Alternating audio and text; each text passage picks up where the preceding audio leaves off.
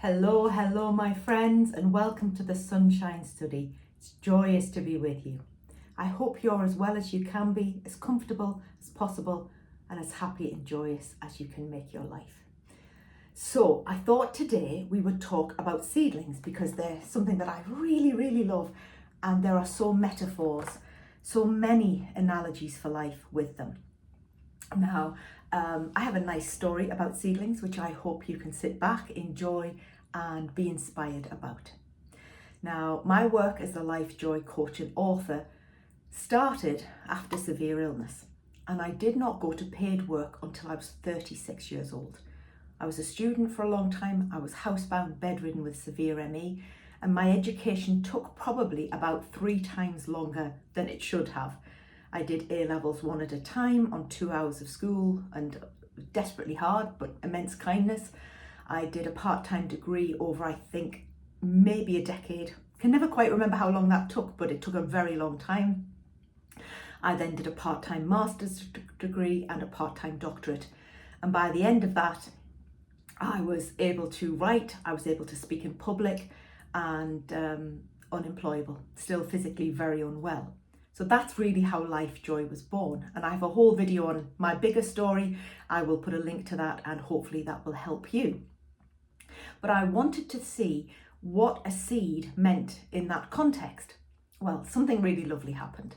I was very fortunate with the friends that I had, and they visited me a lot. They sent me posts, they sent me old-fashioned videos to watch. They held on to me and they didn't let me go. I was very fortunate. I tried to be a good friend back, but I could participate in so few things, Sometimes I could go out for half an hour for coffee or go in the pub and have a drink of water, but I had such limited capacity. But they were very kind. And one of the great lessons, many of the great lessons, was what can I do with the tiny bit that I've got? And that's applicable to all of us now. All of those life joy lessons came in that yellow bedroom, very much this kind of colour. But one of my friends, who is now a professor, got married to a wonderful woman, and she's an academic, and she brought me a packet of lettuce seeds. I remember that.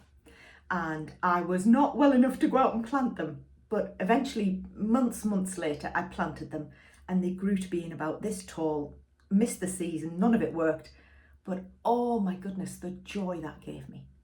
And I think also she probably bought me some seeds that were sunflowers, and they grew to about this big. Total failure. But the great success was not the outcome. The success was that I'd got outside, I'd got a bit of compost in a pot, and I'd put a seed in. That was monumental.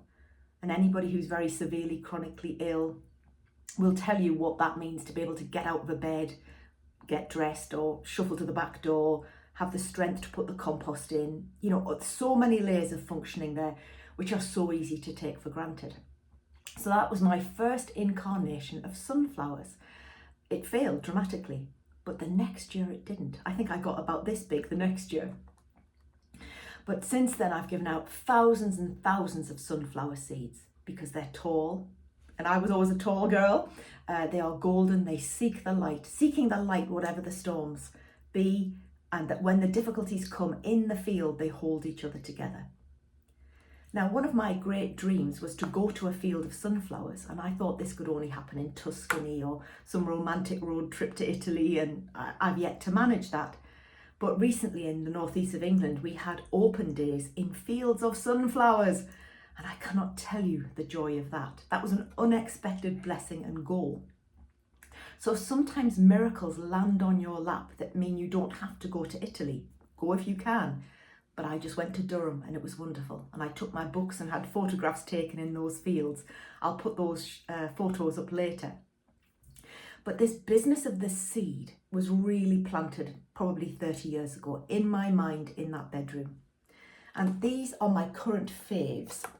And the analogy is that I think these are wallflowers, but they're tiny. I'll just keep showing you them. And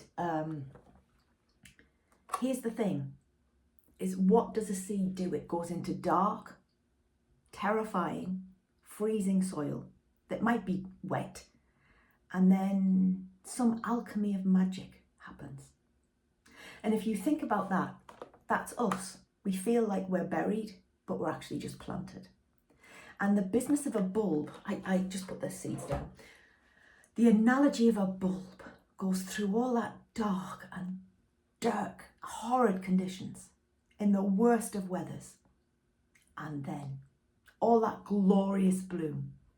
So when I look at a bulb, a daffodil, a tulip, something wonderful, or even a sunflower seed, is I think, where will that go? What will it do?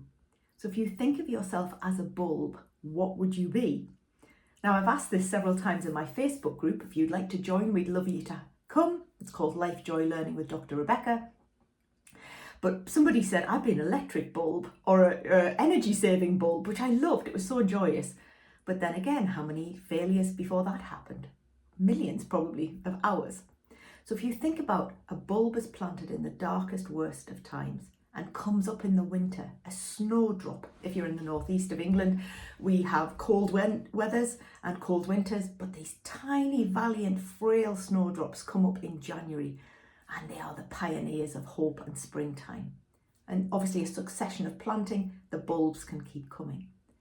So if you think about that, you may be surrounded by dirt and mess in your life, but you're the bulb. You can keep going and you can seek the light. I always think about seeking the light. And if you're a sunflower seed, yay. What seeds would you be? What would you plant? What can you plant? And this brings us back to the whole point. I would love a vegetable garden. I'd love an allotment. I think I really just want the shed and the drink cups of tea with people, but a neat rows of things. I'm not sure I really want to do the work and the weeding. But at the moment, my stamina isn't good enough for that yet, working on it.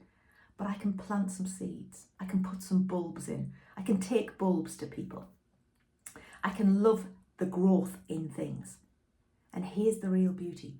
Is when a bulb doesn't bloom or a seed doesn't work or it's slow, we don't get cross with the seed. We don't say, you're ridiculous, you useless article. We think, we haven't provided the right conditions for growth. And I love that.